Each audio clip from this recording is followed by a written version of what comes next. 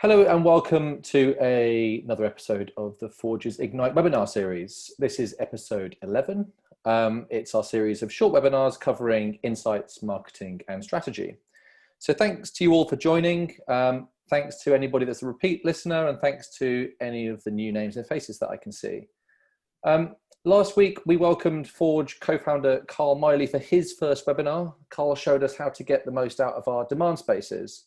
That video is now available with all the others on our social channels. I'll be posting in the chat shortly access to those there. I'm just going to admit a couple more people here. This week we are welcomed by a very special guest dialing all the way from Shanghai to join us. We have Lawrence Lam on the line. Lawrence is a director of NuanceTree in Shanghai. They also have an office in Hong Kong. NuanceTree is a market research agency that research anything from beauty products to theme parks. They help Western brands to activate and operate in China in a culturally relevant way. So Lawrence is going to introduce himself to us shortly, but just before we do that, some housekeeping. As we go through this, if anybody has any questions at all, just pop those in the chat and we will answer those at the end. There is a slight delay on the line, so just bear with us. You know, we're trying to do these international webinars. This is one of our first, so hopefully it will all run smoothly and there aren't too many technical issues. So that's enough from me. I'm going to hand over to you now, Lawrence. Take it away. Okay, thank you, Adam. Thank you for the invitations, and it's a great opportunity to talk to you all for you here. So thank you for joining. And we have been working with the Forge for many years, so it's always been a pleasure to work with you.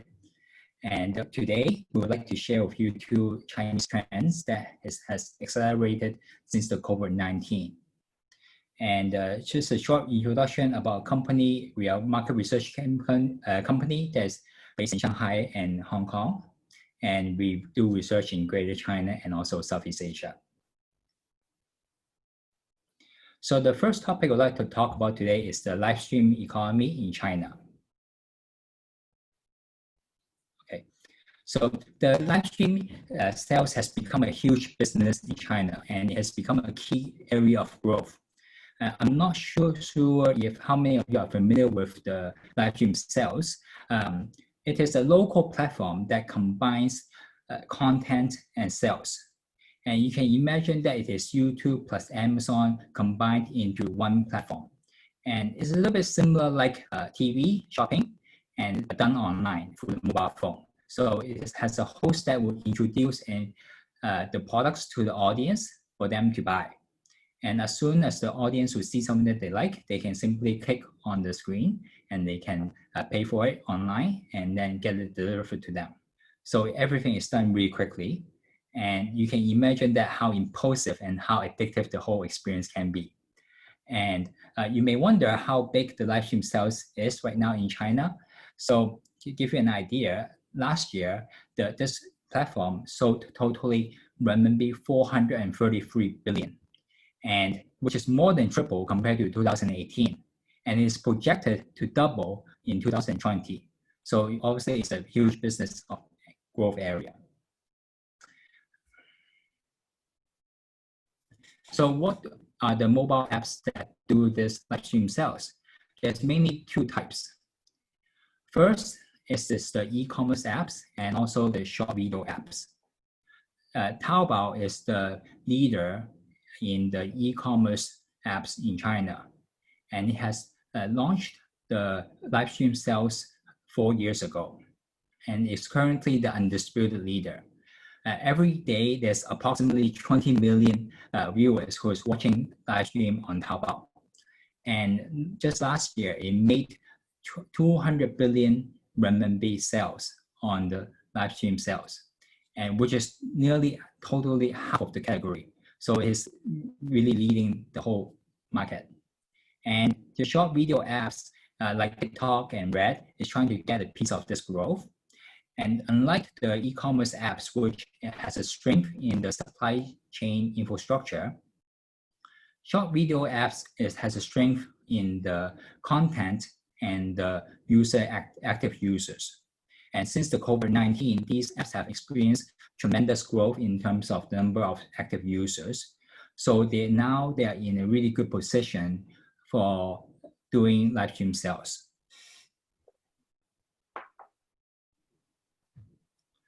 So now you have an understanding of the underlying business.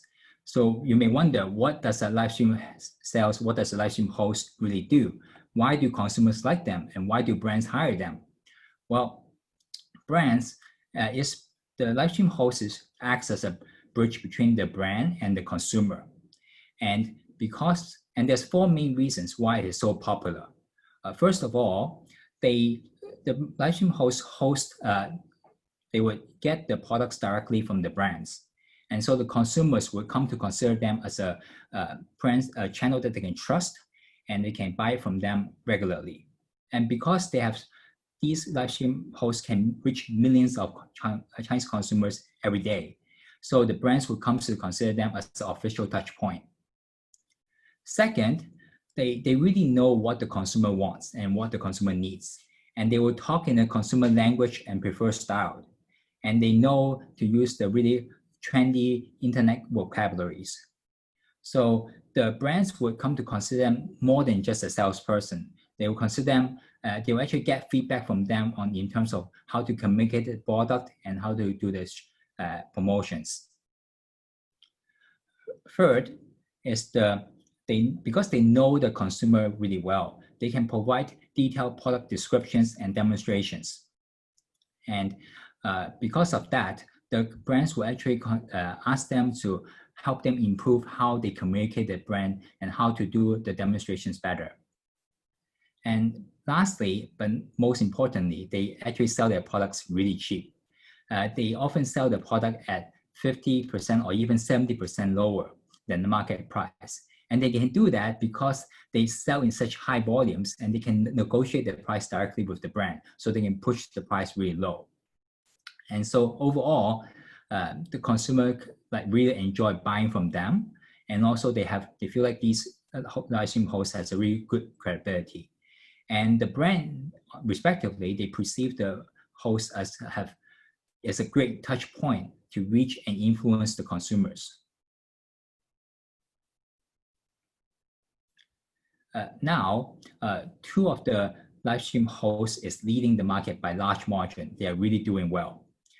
Behaviour and Austin, the two of them combined, sold nearly 15% of the total sale on the Taobao live stream in last year's biggest annual sales festival, and which is the Double 11. For Behaviour, she's known as the #1 live stream sales. She sells pretty much all the categories, anything. She once joked that she sells everything just except military things. And for her record, she once sold 267 million dollars of renminbi of products in just 2 hours.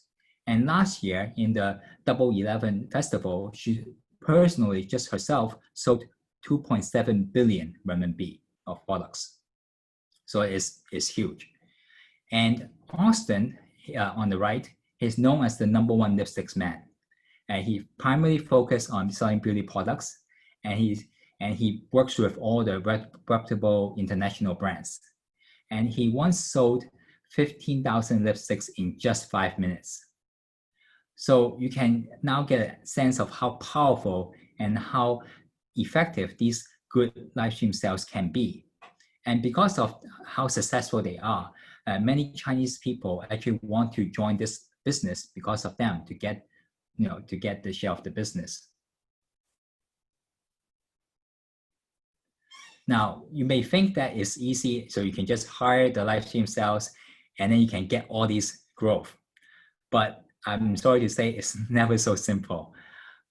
Here, I would like to share with you some things that the brand should consider when working with the live stream sales. First of all, the live stream sales is a third-party sales, and they will work with any brand they can. And the more successful they are, the more brands they work with. And they will actually, to maintain their credibility, they will try to appear as impartial at times, and they may even criticize the products that they have received. For example, Austin, he sold these 4 brands within just 1 week. And sometimes he may even sell multiple brands in one live stream sessions. So, and also we have seen him criticize the products they have received and also talk negatively about brands they have worked with before. And second is that they will always try to sell the products at a really low price to drive the sales volume because they make the commission per item. So this low price approach may actually contradict with the brand's long-term strategies. So, and some of our clients have actually shared with us that from the experience with working with the live stream host, that they find that it's quite hard to manage what and how they say things on live stream sessions. And often the times they will find that what they say on the live stream session is different from what is previously aligned. So it's, when working with the live stream host, it's really important to really actually manage them really well. And they are not simple ad agencies. You cannot just give them a project and let them do their thing. You have to actually oversee it really well. And also because they can drive so much sales and they can talk to so many consumers and their reach and influence is so great, it's really important for the brand to maintain a clear line of communications to ensure that what they say is what the brand wants. Now, since the COVID-19, brands are even investing even more in this live stream sales. And we find that the celebrities, brand ambassadors are starting to work in these live stream sales too to help promote their brand. But we find that the celebrity may not do well in live stream sessions. They may be able to like draw a lot of attentions and draw a lot of viewers into their live streaming, but then they may not do really well in the live sessions. Many viewers find that their celebrities do not really talk in a really trendy or fun manner during the live stream sessions. They are not really professional live stream hosts. So sometimes they even may spoil the brand image when doing the live streaming. So here's an example. Louis Vuitton recently hired 2 celebrities to host their first live stream on Red and to promote their 2020 spring and summer collection. And however, the reception actually turned out to be quite negative. And the reason is because the celebrity overall tone and manner, they find that the tone and manner is actually quite cheap. They feel like it actually sounds a little bit like a street hawker. Actually, in the middle of the session, the celebrity host even said, like, "Hello, boss, buy back? My boss, come buy back." So you can imagine how like the audience would feel is that it's really different from what they expect from a Louis Vuitton like communication. Like some of them even felt that is this live stream selling authentic products?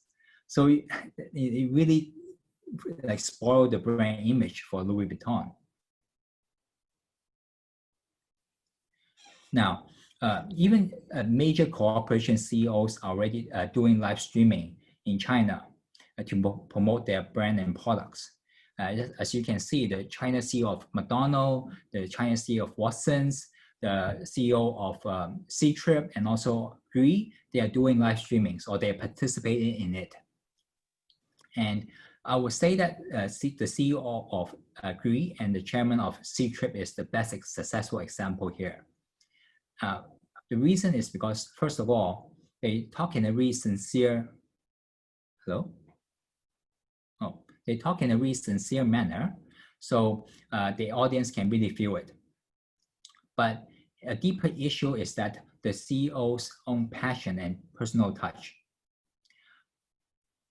The Gree CEO, she's known to start working in the company from the ground level. She's just a ground level staff and working slowly up to the management level and to the corporations.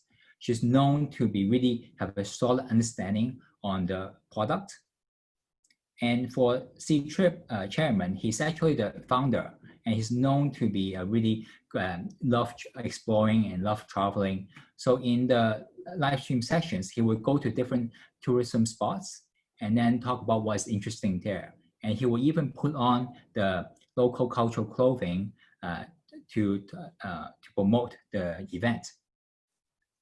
So now, not every CEO may have a really interesting story or maybe a really aspirational backstory to share, but Chinese consumers can really feel that, the CEO is talking in a really sincere and knowledgeable manner, and they want to see that from the CEO. And personally, I feel that if the CEO of Watsons, he could have perhaps share some personal tips on how he would shop in Watsons, I think that would actually make the live streaming sessions even better.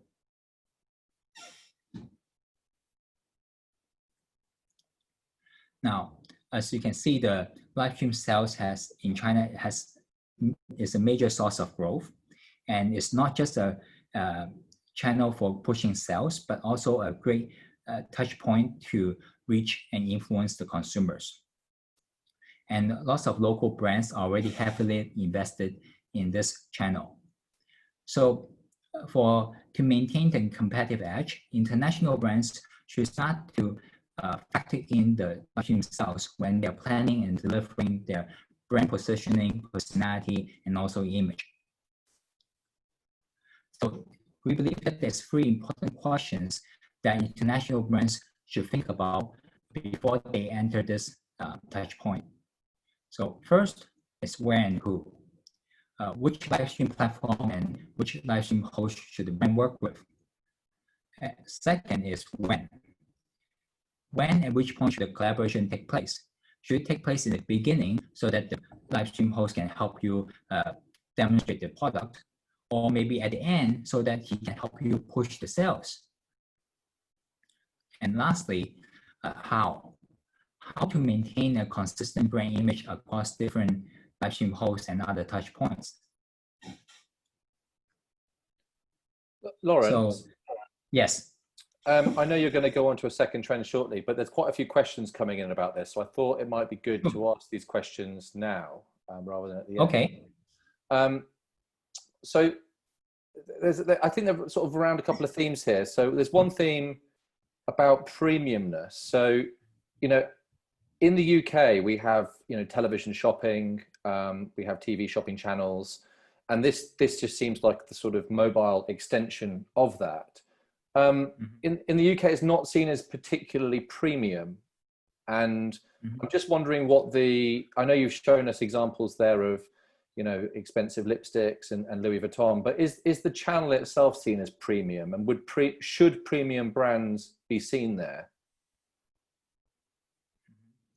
Well, we have seen the premium brands working in it and doing well.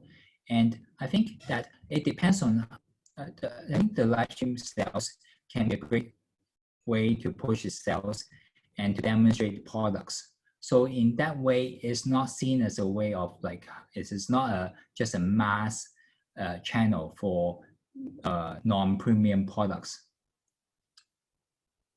Okay. And what do you think are the key differences between, say, television shopping channels and this mobile live streaming version?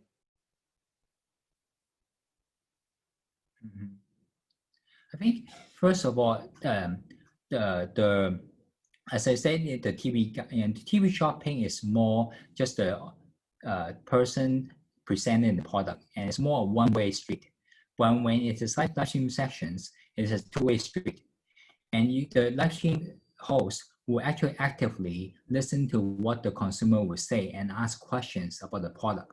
So, and they will immediately provide feedback and answers on the product itself. So it's a really effective touch point because of this. Okay. So it's a two-way channel, not just one directional. Yes. We've also got another question here.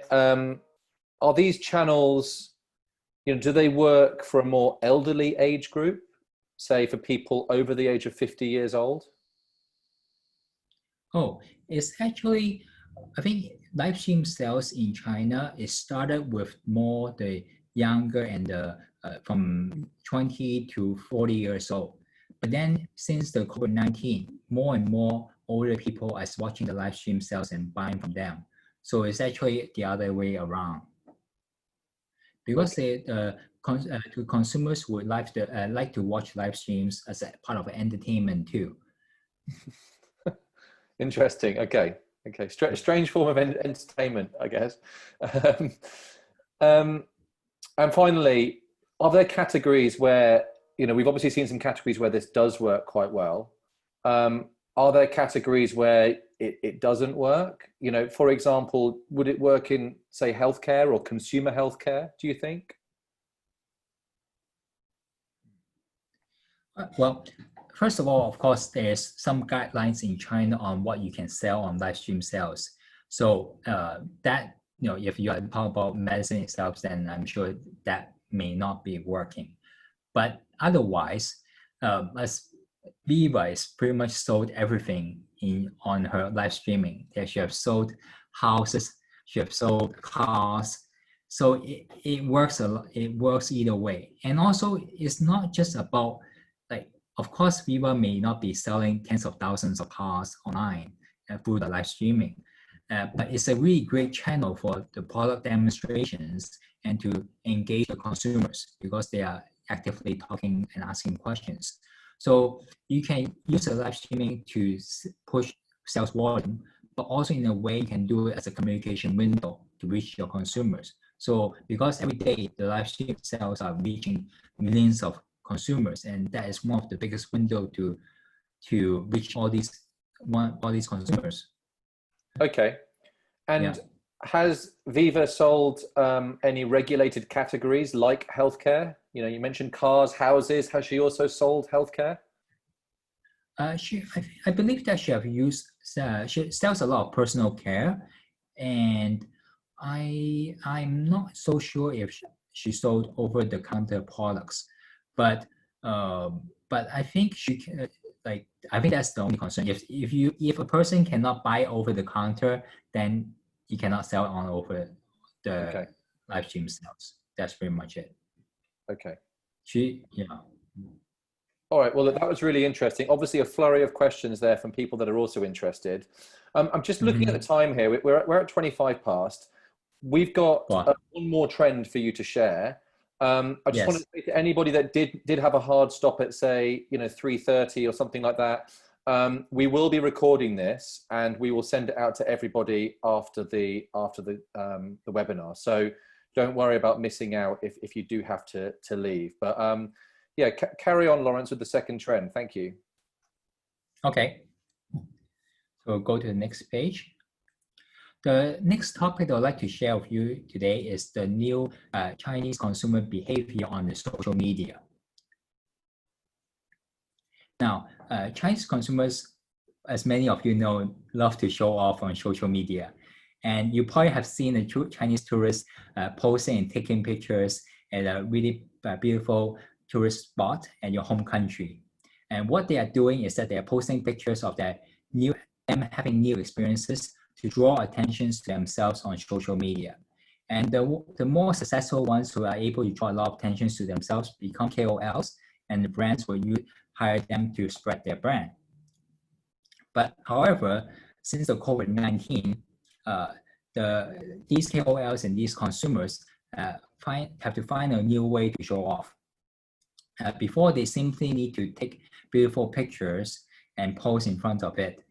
But now, not being able to travel and often stuck at home, they start to find a new creative way to draw attention on social media. And as you can see, this KOL, she demonstrated that at home you can still take professional photography through using just a paper cup, a light torch, and also a filter effect on the mobile phone app.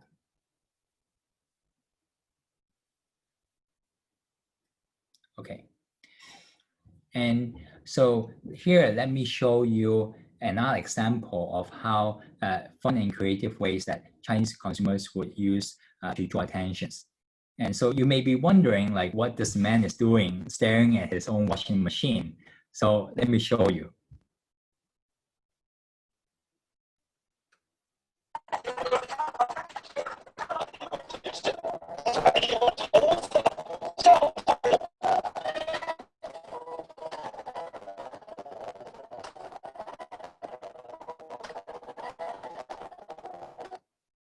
So hopefully you can see the video clearly. But if in case you didn't, just let me quickly try to explain it like verbally. What he is doing is that a lot of Chinese people actually start this funny thing is they will take a picture inside the washing machine, and the result is actually pretty. And lots of people copy this and start doing this and become a like trendy thing to do on the TikTok. Lawrence, just a second. I think your connection has just gone slightly funny there. Okay, because of the video. Yeah, do you have the PDF version easily accessible that we tried earlier? Yes. Yeah. But you know, if we are going to the PDF, it's improved now anyway. Let's carry on. Okay, that's good. That's good. Yeah, I think it's because of the video. Yes. Yeah. So okay, let me just recap a little bit. So in case you couldn't see the video clearly, so maybe some of you couldn't. What it was is that the man was putting the camera, putting his phone inside the washing machine, and then taking pictures from the washing machine. And the result is, as you can see right now there. And he forced all his family members to do that. And this has actually been actually quite popular thing to do among Chinese consumers right now on TikTok. And many of them would take pictures from their washing machine because the result is actually quite fun and it's quite creative. And so if you are the marketing team of this washing machine, you may wonder, like, how can you use this? Like, these people is trying really hard to draw attention, and that's exactly what you want. You want to draw attention to your brand. But when these creative ways is not linked to the way that the policy is originally intended to be used, then how can we utilize this? No, next. Oh, sorry. Next page. Yes. So we find that some of the brands is already tapping into this trend and trying to help the consumer show off and draw attention to themselves on social media. And Oreo is an example. Oreo recently launched a TikTok campaign where they teach consumers how to turn their Oreo into gyros. And so that, you know, it's actually quite fun and it's something that is quite different. But we find that the result is not so ideal. And not many people find it interesting, and it's actually not many people share this. But why is the reason? Why is that? We believe that it lacked the wow factor. And first of all, it is quite difficult to make. There's actually quite a few steps to do. And second of all, the also I